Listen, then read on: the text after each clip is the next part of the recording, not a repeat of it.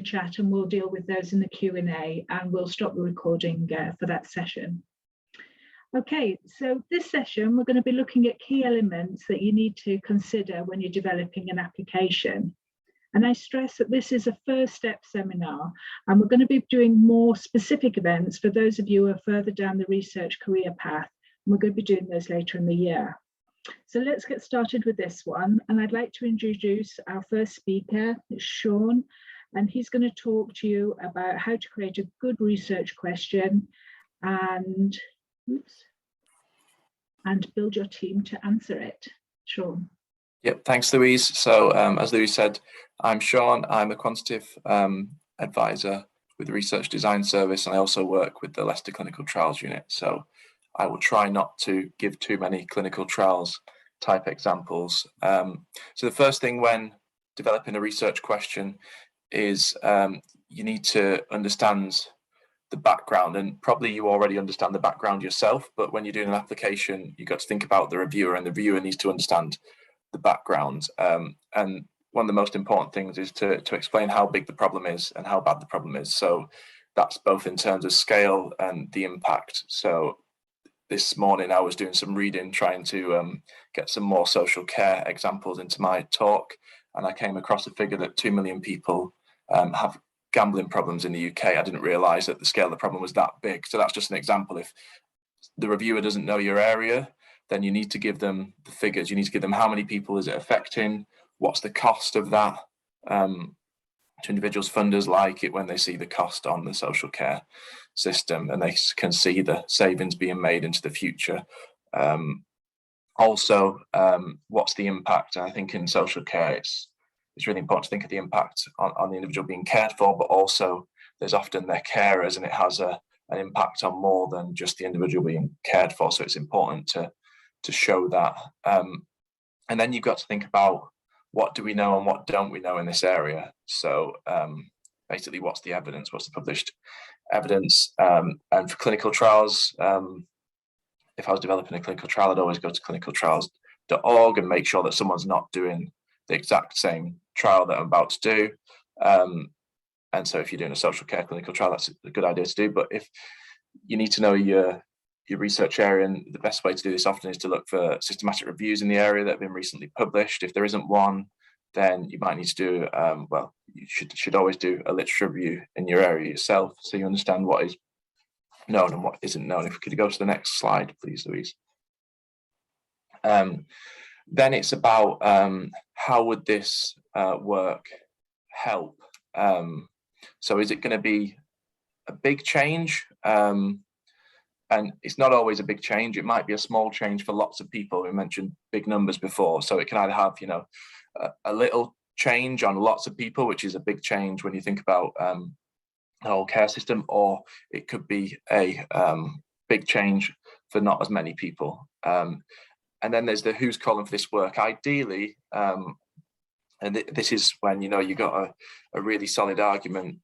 The people that are funding where you're applying to are already calling for this work. So the School of Social Care, for example, has its research priorities. And if your research question is in those research priorities, then they're calling for it. That's good news for you. Also, you can go to the James Lind Alliance, and they have what they call a priority setting partnership, where they've got all the people in the area together, the practitioners,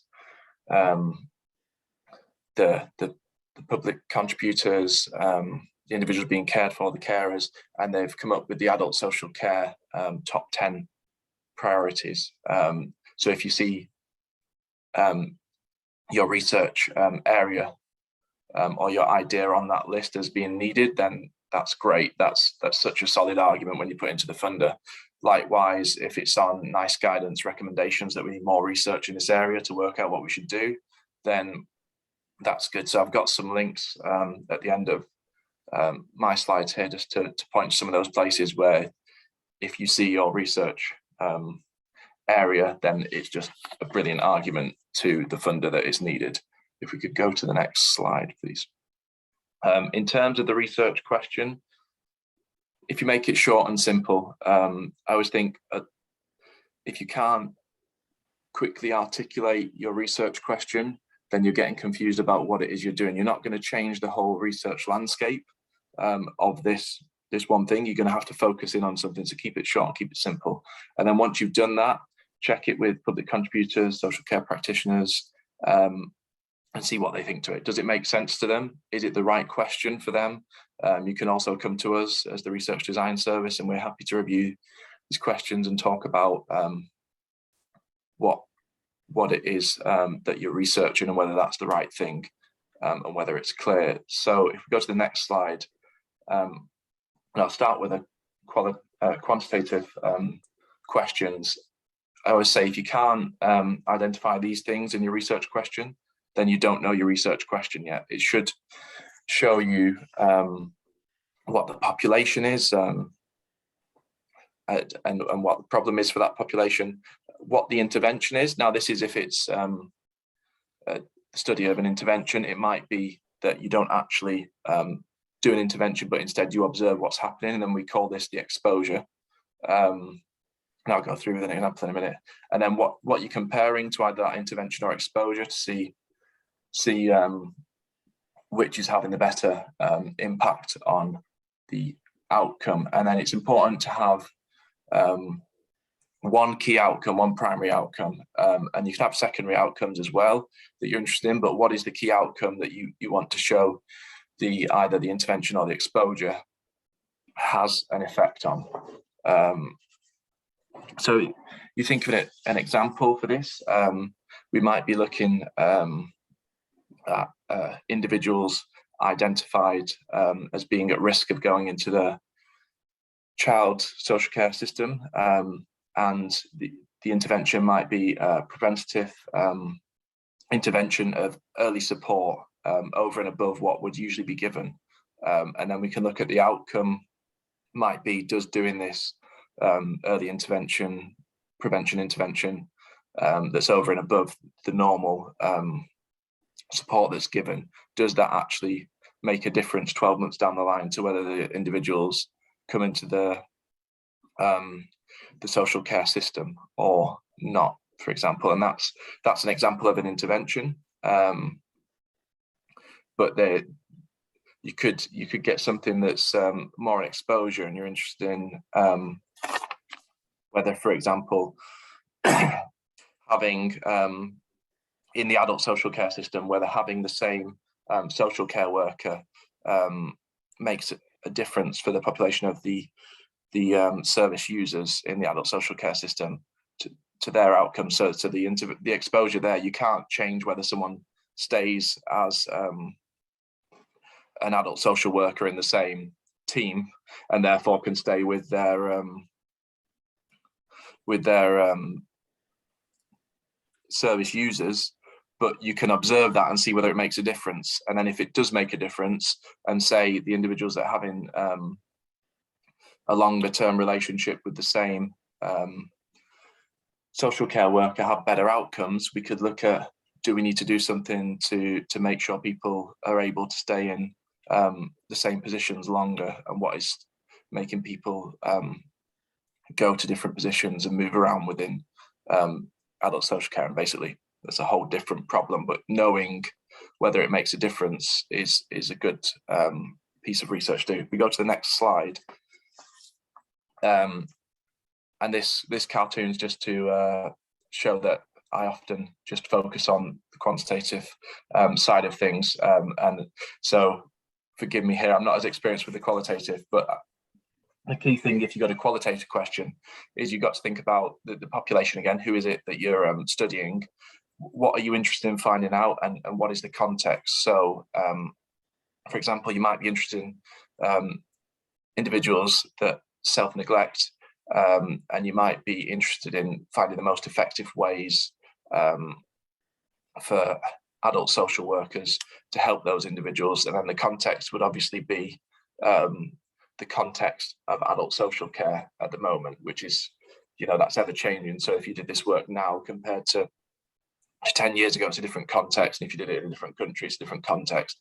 And I don't know whether it's different around our country even. So it would be important to paint that context. We go to the next slide. So when you think about the aim, it's best to go for a single aim as to not overload the reader, unless it's a program grant where you're trying to make big leaps forward in the research all at once through doing a series of pieces of research, and then break down your aim into the major milestones. So these questions can prime the reader for the major parts of the study. And then again, with the title, like the research question, keep it concise and also make it descriptive. We go to the next slide. You're thinking about your team. It's going to be a multidisciplinary team will be needed, and you want everyone to be contributing to the application, and whether you include them as a co-applicant or a collaborator or a consultant, you can do that as appropriate, but you need to get all the interested parties at the table and contributing to your application. You can't just pencil someone in but then not get them to look at it, because you're not really bringing their expertise to the team until after you've set up what you're going to do. The principal investigator usually needs to be substantially experienced in the research field. Sometimes we have co-principal investigators where one is more junior and one is an experienced principal investigator to guide them in the area. You also need social care experts in the appropriate areas, and individuals coming from different parts of the organization, so everyone that this change might affect, you need those individuals and their experience on board. If you've got a substantial quantitative element, you'll need a statistician. Likewise, if you're trying to do a cost effectiveness analysis, you'll need a health economist. Public involvement is very good to have a public involvement lead on, but I'll let Naina say more about that in her talk next. Health psychologists, they can be helpful if you're looking at intervention that's looking to do behavior change, or you're looking at how to support individuals with long-term conditions. Likewise, an organizational psychologist can be good if you're trying to evaluate service delivery. Qualitative experts, as you'll have gathered, that's not me, but it's really important, and the funders always want to see when you're doing qualitative work, they want to know, you can't just say we'll do some qualitative work, you have to say how you're going to do it and why you're going to do it that way, and then they'll look at whether the experts that you've chosen match up to the techniques that you're saying you're going to use. You may also need other specialists, such as clinical trials methodologists or other methodologists. If you go to the next slide, have a look at a few places where you might find certain team members, so statisticians or health economists. You can approach a clinical trials unit, or think about universities you might be collaborating with, or you can go to a consultancy unit. Health psychologists, there are a few different leads there if you don't know one within your own organizations or partnering universities. And qualitative experts, we're quite happy if you can't find someone, we're quite happy to speak about the different types of qualitative experts and point you in the right direction if you need help with that. So if we go on to the last slide, and then this is a few links that I talked about when I was talking about justifying your research idea, and they're really helpful if you see a question on there that is one that you're interested in doing. It's just fantastic justification, really. So that's all from me. If you have any questions, please do put them in the chat, and we'll take them all together at the end. Okay, thank you very much, Sean. That was a really interesting talk there. Finding about the research question and the team that you need to answer that research question. So our next speaker is going to talk about public involvement and the importance of having that built in right from the beginning in your research proposals. So please welcome Naina to take this session. Thank you, Louise. Okay, so what I'm going to talk about is in 3 parts today. Part 1 is the why, who, where, and when in relation to public involvement. And part 2 is some of the guidance and resources that I'll signpost you to. And finally, part 3 is how can we at the RDS help you with public involvement. Next slide, please. So I'll begin on part 1. So the NIHR has made it quite clear for several years now that public involvement is a requirement. It's not a kind of a choice or something that you come to at the end of an application form after you've written it and decide, oh, okay, we did not know that we needed to do this. Attend to it as soon as possible, because as the NIHR has stipulated, it is absolutely critical. So why should we have public involvement? It's basically to ensure that the outcomes of your research match the needs of people that you're working with in terms of communities, service users, patients. And the studies and their needs are designed with real participants and the realities that they live with on a day-to-day basis. So the research is not out of step, but is actually in sync with the reality of the people that you are hoping to work with in the research project. So patients, the public and service users can provide insights from their lived experience and alternative views to those of the research teams or NHS staff. And once you begin to undertake public involvement fairly early on, you realise that they bring in such an insightful and really helpful perspectives, and that's why it's important to include them, the PPI, right from the start. Next slide, please. So who is the public? Well, it's a broad term, PPI.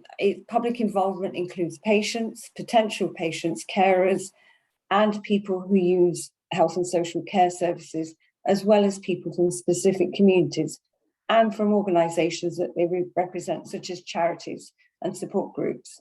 And also included are people with lived experience of one or more health conditions, whether they're current patients or not, or current service users. Next slide, please.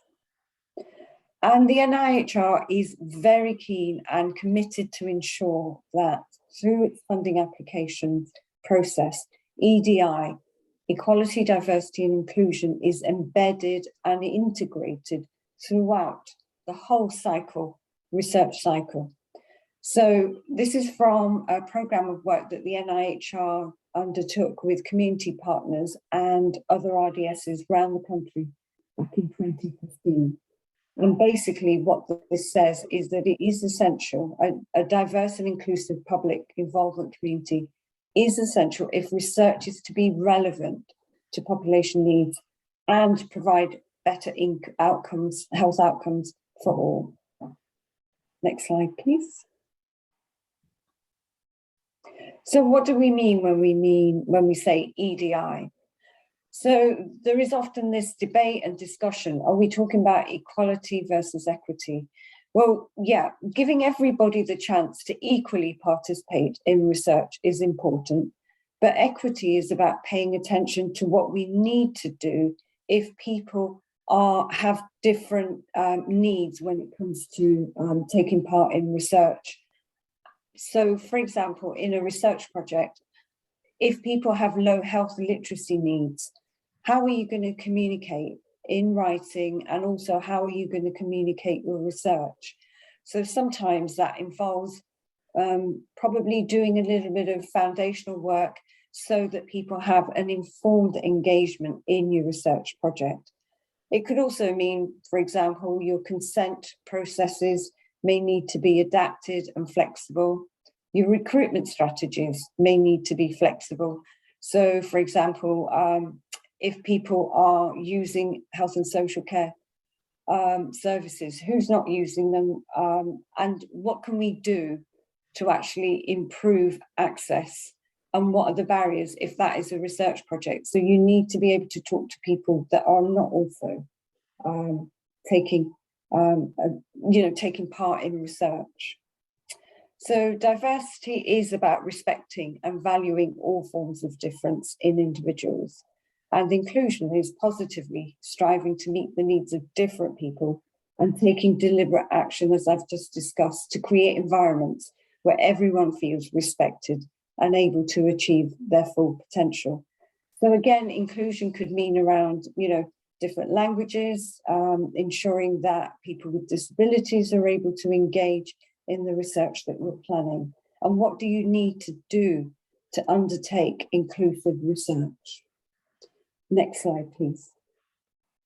So when, EDI hasn't been taken into account, these headlines from newspapers as well as journals highlight the disparities in health outcomes within populations.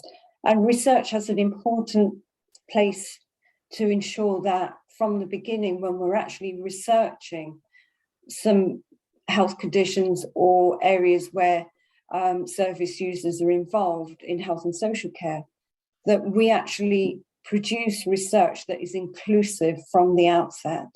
And so in the future, we can avoid seeing headlines like this. Next slide, please.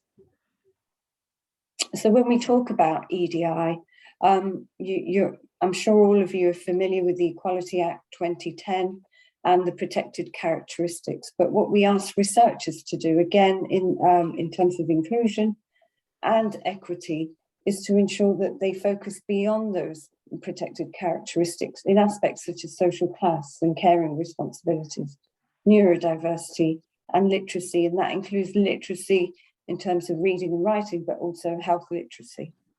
There are disadvantaged populations, prisoners and homeless people, and also bear in mind the geography in which you're undertaking your research. So are there differences arising out of rural and urban backgrounds? Are you inclusive in the way that you involve people in rural areas, for example? Next slide, please. So this is a slide that I prepared many years ago in my research career, because when I went out to members of the public and said, oh, would you like to be involved in some PPI work? And they basically look at you very mystified. What is public involvement? What is PPI? And so we prepared this slide to show that it's actually quite a powerful position for service users and patients to be involved in. Because what you're doing, which is shown on the left-hand side of the slide, is you're actually working with the research team. And on the right-hand side of the slide, there's the research project. And I mean, there's just examples of two kind of research projects on physical activity, for example, but you could adapt that for your needs.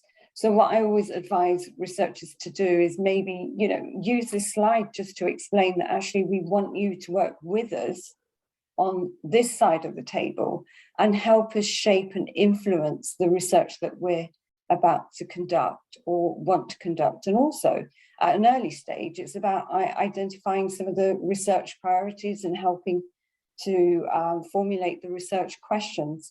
So it's quite useful to explain it visually rather than conceptually, because if people haven't come across the term PPI, how are they to conceptualize what that involves? Next slide, please. So when do patients, public and service users get involved?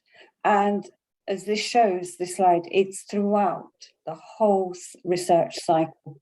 So the identifying the research question, often researchers have identified the research question, but when you involve PPI and when you involve your public partners, that research question could be modified or additional questions could be posed and developed. So it's important, even at that stage, once you've got a gem of an idea, is to consult with your public contributors, public partners. And they can be involved in writing and submitting the funding application. I'll talk about public co-applicants later on, but also, I mean, we have public contributors that we know of that researchers have spoken about, and they discuss how their public contributors help write the plain English summary. So it's all about, involving them in the writing up of your application as well. And that writing up looks at that stage as also at the design of the study, looking at the methods that you're going to employ. And maybe if it's a co-designed study or collaborative co-production study, they can carry out the research with you. They can also analyze research outcomes. If in a qualitative study, sometimes the researchers can anonymize the qualitative transcripts, and the public contributors can be involved in undertaking that research analysis with you, or initially after the researchers done the preliminary analysis, could discuss the analysis, the findings with the public contributors to enable them to share their perspectives and their interpretations of the data. Also, it's about publicising the research outcomes. They can be involved in the dissemination strategies. Where should the findings go to? Besides the usual journals and conferences, how can we communicate to members of the public at large and other service users what the outcomes of the research are? And how can we look at the impact collectively on clinical and also health and social care practice? Next slide, please. So I'm not going to go through this slide. I've done it in brief in the previous slide, but this gives you a little bit more detail about where public contributors, public partners can be involved. Next slide, please. Okay, I'll move on to the guidance and resources. So if you haven't heard me enough already, please start early with your public involvement. Can't stress it enough. Last minute public involvement doesn't really work out, and it actually will show in your application form. What you need to show in the initial stages of your application development is when you consulted with your service users or patients. How did it shape and influence what you did? What did you change as a consequence of your public involvement? And that's really important to write in the application form. So if you're unsure about how do you embed and integrate EDI, there are some resources from TrialForge, excuse me.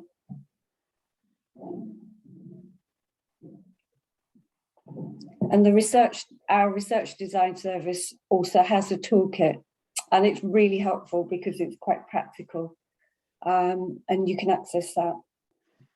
And also what you need to do is to ensure that you cost or you budget for PPI throughout the research cycle. And how do you do that? Well, the NIHR has produced some payment for guidance for researchers and professionals. So it can help you allocate a budget in your funding application. And ensure that the public involvement budget actually meets and reflects the level and depth of public involvement you're going to undertake. And we do hear of applications that are questioned by the funding panels for being very keen on PPI. And then when you look at the budget, there's actually a mismatch. So make sure you cost it adequately and using the NIHR payment guidance. Next slide, please. And there's public co-applicant. If you want to ensure that there is a public co-applicant, and we would actually endorse that and recommend that. So a public co-applicant could be somebody from your PPI group who's keen to be involved with the research group in a research steering committee, a project research team, and they are part of the wider PPI advisory group that you have. It is important that you cost them in and that you have an idea of how they're going to work with you throughout the research. And again, there's some guidance here on public co-applicants and how you describe what they're going to do, how they're going to work, how they're going to feed back what you're doing as a research steering committee, research group, to the PPI group, and also what the PPI group, whatever they're asking for and saying in response to your research throughout the cycle, how is that fed through the public co-applicant to the research steering committee. So it's a bi-directional feedback loop that you should have. And there is, if you want some kind of narrative on some issues related to the involvement of a co-applicant, please refer to the Peter Bates document that's been highlighted. And the PPI lead is distinct from the public co-applicant. The PPI lead is someone within the research team who takes responsibility for coordinating meetings and supporting public involvement. So that's not the job of the public co-applicant. The public co-applicant is not there to organise the PPI meetings. That's the job of somebody within the research team who has resources and links with possibly the finance team within your university or within your organisation. Next slide, please. So the NIHR has produced, going back to the Going the Extra Mile work back in 2015, some UK standards for public involvement. And they're really good for looking at what good public involvement in research looks like.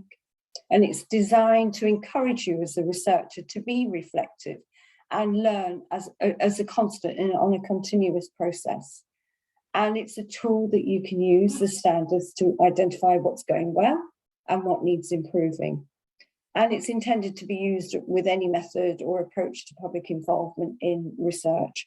And we usually encourage researchers to mention how they are meeting the UK standards for public involvement in their application forms. Next slide, please. So how can we at the RDS assist you with public involvement? So if you are always welcome to contact myself. I can give you advice and guidance at the development stage of funding applications to individual researchers. So you email me and we set up a meeting and we talk through your PPI plans and budgeting plans. And we also have something called the multidisciplinary advice panel meetings. And I'm there at every MAP meeting to help support researchers with their PPI.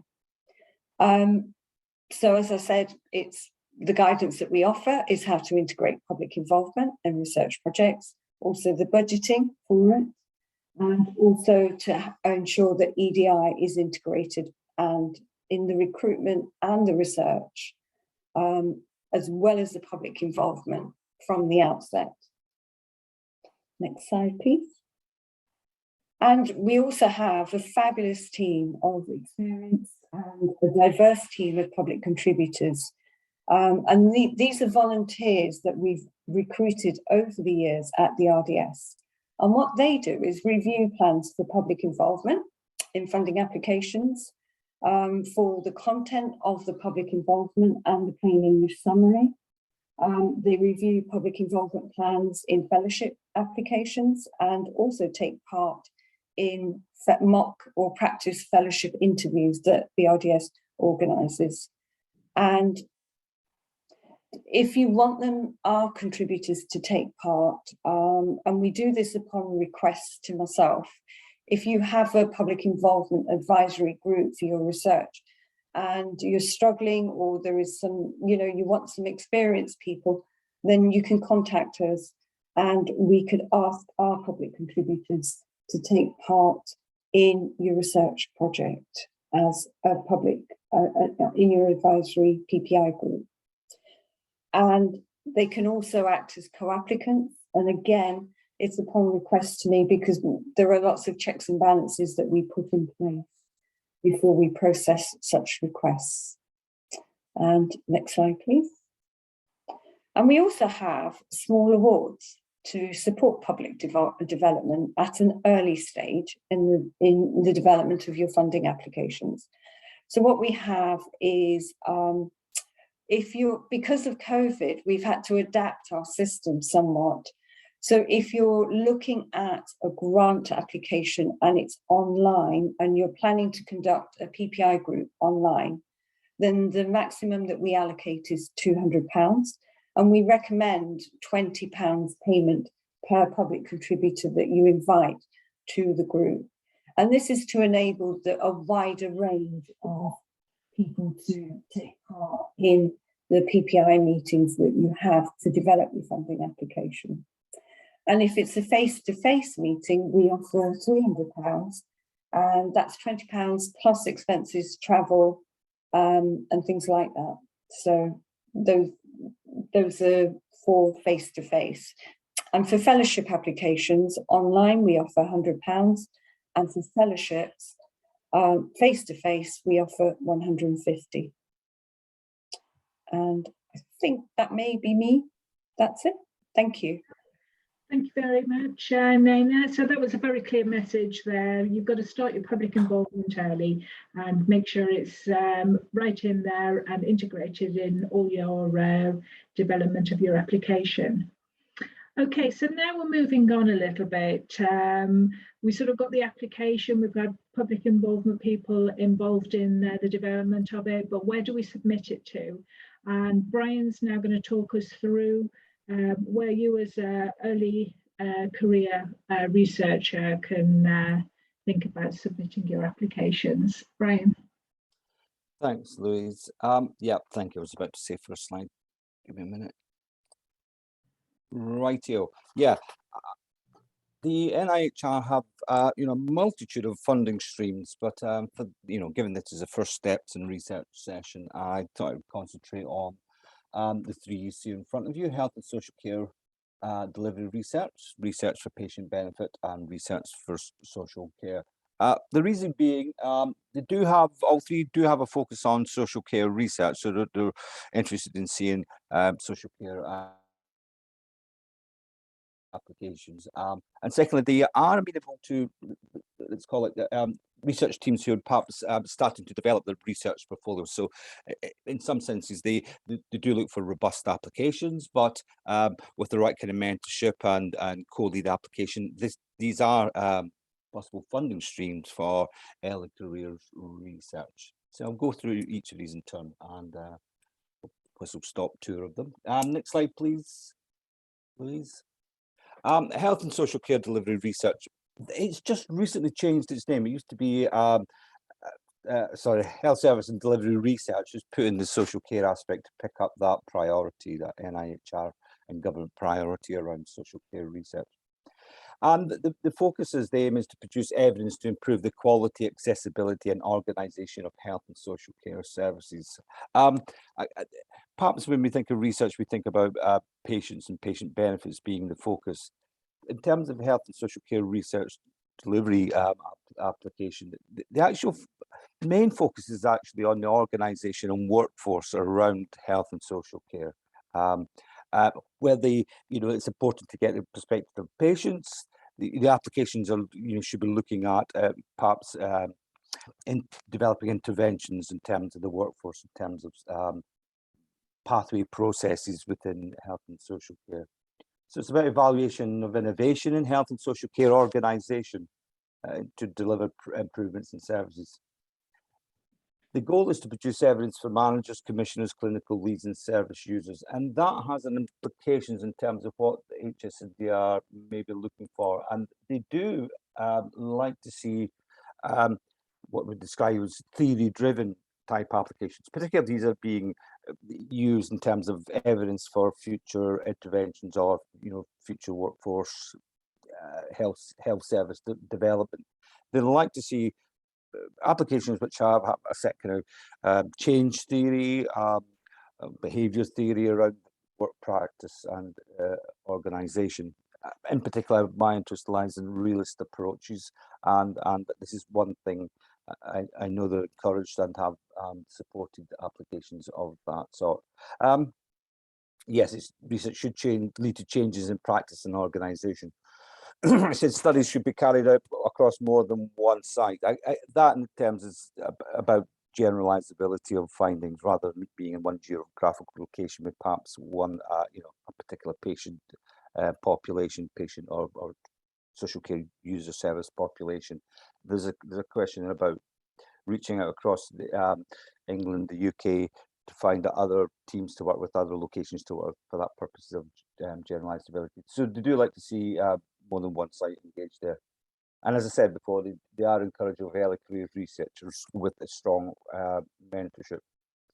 They do run commissioned and research led. So I think Sean mentioned, you know, there may well be calls from HSNDR, which have specific kind of questions and target populations, but they also like to see research led applications as well. No fixed limits on duration and funding. So the funding can be quite substantial. Next slide, please. And I'll just put up here some examples to get the idea of the kind of questions, the kind of research areas. So engaging general practitioners in service development and quality improvement. Next one, how best to deliver comprehensive geriatric assessment in a cost-effective way. Accessibility and implementation in UK services. An effective depression relapse prevention programme. And finally, the impact of closing emergency departments in England. I hope you can see that, you know, in a sense, the focus here is about the organisation, it's about workforce planning and intervention development. So I hope that kind of captures where the HSND are. Moving on to the next slide, please. Sorry. It's okay. I'm buzzing through this. I'm mindful of the time we have. We already see a lot of people going for the research for patient benefit. It's really kind of core business for us. It's, you know, relatively small single study programs of research. I hope I'm not contradicting myself, but single study research. The research for patient benefit have what they describe as 3 tiers, and tier 3 is what we might describe as developmental work. Could be a systematic review, might be developing an intervention of sorts, and that's up to 150k over a year and a half, 18 months, 20 months. They have a second stage, tier 2, which is really feasibility work, and that's feasibility towards trial, or it might be, you know, along with that, if you were planning an intervention, you maybe want to be as it were testing, experimenting it out in the real world. And then they go up to 350k, which are for smallish trials. So there's a pathway through research for patient benefit, and it's about, you know, they could see that in a tier 3, the exploratory work is further away from patient benefit, but nevertheless, and high risk, but nevertheless are willing to put the money there in order to, you know, for that early work in order to develop.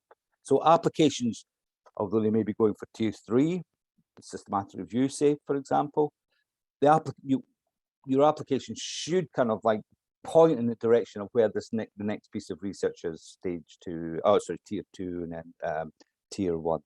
So there's direction, even though you might be at an exploratory stage. So yes, I'm putting down their lower cost research studies. They accept both qualitative, quantitative, and mixed to assess new interventions. There's 3 calls a year. Yes, so there's 3 calls a year. March, July, and I think around October, November. Research for patient benefit have 10 regional funding panels. So if you're applying in the East Midlands, it would go to the East Midlands funding panel, give or take any questions in regards to people who might be on the panel that you might know. Anyway, there's that. So in a sense, you can see that the focus of the research is about answering in local needs in terms of healthcare, social care research, and for patient benefit. Moving on. Thank you, Louise. Some research for patient benefit examples: co-production of best practice recommendations for local authorities to review double-handed home care packages. The Orchard study, this is what I was involved with. I put it there because, you know, it was a realist review, which is a form of systematic review. It was early exploratory work on hearing communication, preventing psychosis in young people at ultra high risk, and a multi-center. And here we are at what I would describe as tier 1, a multi-center randomized controlled trial. So again, from systematic reviews to full trials, there's that broad pathway that for applicants. Next one, please, Louise. And then finally, research for social care. Research for social care comes out of research for patient benefit, and in some ways kind of works under the same principle, but the emphasis, of course, is on social care. So it's research for funding for generating evidence to improve and expand the strength of so adult social care, how it's delivered. Importantly, teams consist of social care researchers, professional practitioners, carers and service users. There is an emphasis there. I think Nina kind of brought that to the fore, this idea of the involvement of carers and service users in terms of social care research, as well as professionals and practitioners. It does ask for the, in terms of the methodology expertise that, you'd expect to see someone who has, a background in social care research in order to drive the research question and the eventual research outcomes. I recently had a meeting where it was discussed that in terms of the research for social care, the team, the chairman of the panel was saying that they are detecting people who have a background in medical research throwing in a question, and as we're trying to disguise it as a social research question, but they're attuned to that and want to see research which has a social care focus. Prisons, homelessness. They don't want to see, perhaps in say a nursing home for the elderly. They wouldn't want to see a question which really is medical in its outlay. They're looking for social care questions. Funding, currently there's one call a year, open since September. They do fund up to 350k. Although they don't mention the tiers, they do take those kind of early exploratory work, and they're really interested in actually looking at applications that perhaps have novel methodologies to solve some of the wicked problems within social care service delivery. It's a stage 2 process, and it's through a national committee. Next one. Oh, next one. Yeah. So we have here some examples: effectiveness of the sidecar scale measure, impact of dementia in carers on carers, to improve care quality of life in social care settings. Co-designing a toolkit of approaches and resources for end-of-life care planning, promoting a social and rights-based approach to assessment under the Mental Health Act, and together in prisons, developing a parenting program to promote family well-being for young fathers in prisons. You can see here, but I hope you can get that notion that these are social care questions. They're not per se medical based questions, and that's what they're focusing on, and that's the kind of questions I'd like to see. Okay, Louise. And finally, I just throw this in here, but along with the 3 I mentioned, I want to bring the attention to NIHR fellowship program, which I hope you can see on here. We kind of start off with early career clinicians and people who wish to go for a doctorate fellowship. There's also this pre-doctorate phase where people, clinicians and people who have undergraduate degrees and perhaps some related methodology who wish to then get into and focus on a career in health research. I'm not going to read it all out, but I'm just saying that the NIHR Academy has a pathway towards for research funding towards doctoral fellowships and post fellowships. But there's a lot on this board here. Come and talk to us at RDS, and we'll put you on the right pathway in regards to this, amongst all other things. I'll finish there, Louise. Thank you very much, Brian. So lots to think about and lots to remember there. But don't worry, RDS is your companion on this journey, and Rachel's now going to take us through how we can support you in the development of your application. Rachel. Thank you, Louise. Next slide, thanks. So just a very brief overview of the RDS and how we can support you, because I'm mindful of time and we want to have time for questions and answers. So the RDS is one of East Midlands is one of 10 across the country. As you can see on the map, we cover all across the East Midlands. We do support all national peer-reviewed funding schemes for health and social care research. So although our priority is the NIHR, we will support funding applications going into the research councils, and they're covered under the UKRI now, and national charities. So although I've put down some of the big ones there like Wellcome Trust and Cancer Research UK, we do cover all of the smaller ones as well, as long as it's going to be peer reviewed and it's national open competition. So you might find your smaller charities, certainly look on the Association of Medical Research Charities, there's over 150 members, and we do support those applications as well. Next slide, please. So this is our map. You can see we cover all the way out to the Lincolnshire coast, up to Chesterfield in the north and down to Northamptonshire in the south. We have two bases, one that's based within the Queen's Medical Centre at Nottingham, and it's part of Nottingham University, and our Leicester base is based at the George Davids Centre, part of the University of Leicester, which covers the south of the region. We have a team of over 20 working in East Midlands RDS, and these include medical statisticians, qualitative methodologists, health economists, social scientists, epidemiologists, informational specialists as well. So we do have a broad mix, and we all come from a different background, and a lot of us are still researchers in our own right. So RDS is just part-time, and the rest of the time we're doing research ourselves. So we're putting in grants ourselves and we're doing research ourselves. So we're able to actually still help you go through the minefield that applications have to go through to get funded. Next slide, please. So how to contact us.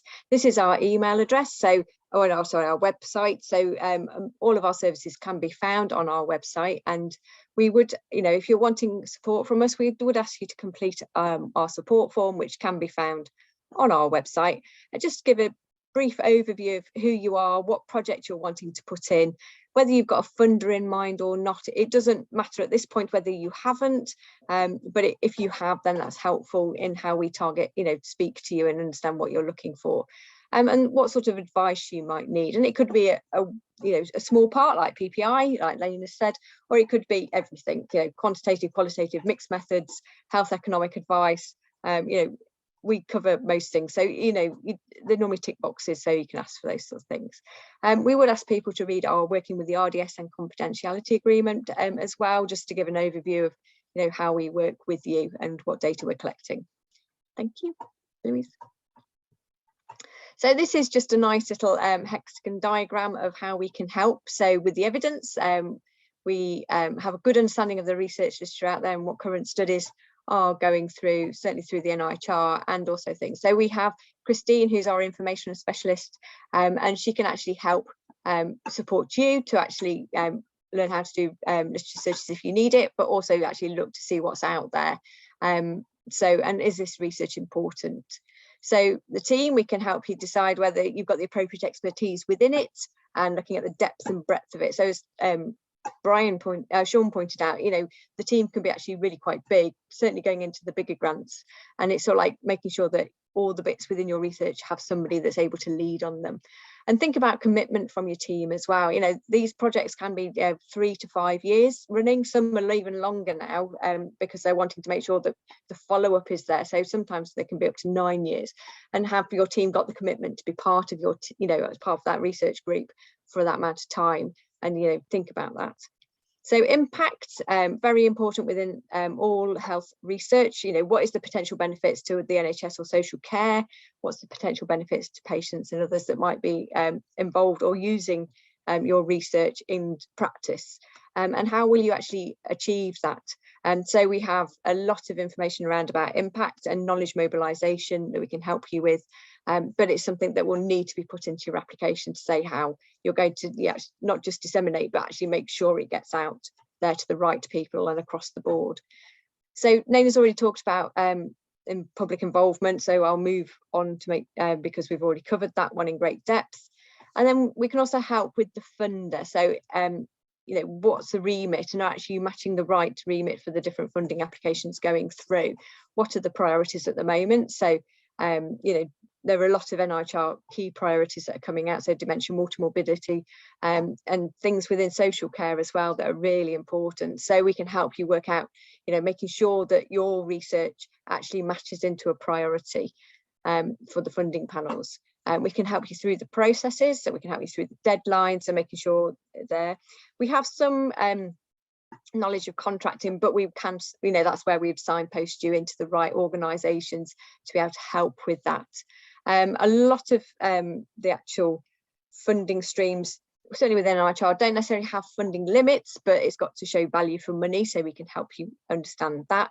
But there will be, you know, for the smaller research charities, they will have funding limits, and it's to make sure that you manage to keep everything in your application that you need to go in, but within the limit of the funding available. And we want to make sure it's competitive, so it's written well and it's clear what you're trying to do, and you're showing the need for that research to be done, so we can help with the review of it to make sure that that's coming across within your application. And certainly, you know, the key thing that we're able to help you with is the research design methodology. You know, we're all methodologists here, and we can actually help you decide which is the best methodology to use, which ones the panels, you know, are, you know, looking at, and actually make sure it's understandable and that you've got the right people on your team to be able to deliver that methodology. We help you with grant writing skills, so we've already mentioned the maps, so they're the multidisciplinary advice panels, which are more brainstorming, but we also have review panels that run every month that match the type of review that the panels, the application panels, you know, funding panels will run, and so we can actually review it as if, you know, from there, and our public contributors sit on our review panels. And we can also look at critical review, so just sections that you might want to send through. We don't need to see the whole thing. We can just look at sections for you and give you a critical review on that. Next slide, please. So, as I said, we can signpost you to other useful services, such as the Clinical Research Network, Clinical Trials Unit, and the R&D offices that sit within the different organisations. A lot of these are necessary, or not necessarily the CTUs, but the Clinical Research Networks, certainly within NIHR, you would need to have some sort of contact with. We support public involvement, which Naina's already mentioned, the funding that we've got available. We can help you navigate the application forms and processes, because we've been doing this, you know, this is what we do every day. So we know exactly what sort of things the panels are looking for within those applications. We've already mentioned the maps and the application review panels.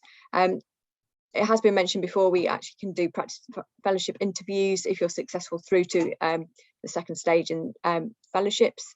And we can interpret feedback from panels, so whether this is successful or unsuccessful. So a lot of our, you know, funding within NIHR is two-stage process. So if you get through the first stage, you still will need to address some issues coming back from the panel, and we can help you interpret those. But if you're unsuccessful, you might only get 3 or 4 bullet points. So it's helping you understand how to move your application forward so it can go again, because we'd always recommend, you know, don't give up at the first hurdle. A lot don't get through the first time, but, you know, they are successful, you know, after a few goes, or maybe the second time. So we can help you understand what the feedback is and how to improve the next application going through. Thank you, Louise. And finally, this is just a slide of useful links. So there's some RDS resources there which are really useful. So South Central have a guide, essential guide to grant applications on their YouTube channel. And that's all the different bits that you would need to actually put together an application, funding application. London have some really nice resources around about different methodologies. And we have our RDS blog, which has lots of different things that you can look at, written by RDS advisors. They're the different schools from the NIHR. So we've got the School for Social Care, Primary Care and Public Health. They actually have their own funding as well as the main, you know, research grants that we have coming out of the NIHR. So it's always worth looking at. There's the Academy YouTube channel, which is really useful if you're going for fellowships within the NIHR. There's a link to PPI resources. There's the SOCAT form there. So if you're going into an NIHR, you'll need to actually have a SOCAT against it. So that's the schedule of events. And it might be that there's no treatment costs at all because it's a social care project, but it still needs to go in, unfortunately. And there's the support my study email for Clinical Research Network, which are the people that do the SOCAT, help you with the SOCATs, but also really useful for helping put together research projects, especially if it, you know, going into something like the NIHR, because it's adopted onto the Clinical Research Network. So they're really useful to contact. And I think that's all of my slides. Thank you. And there are contact details. And do follow us on Twitter, because we do post a lot and highlight a lot of things going from other organisations, just not ourselves. Excellent. I shall stop sharing there and also stop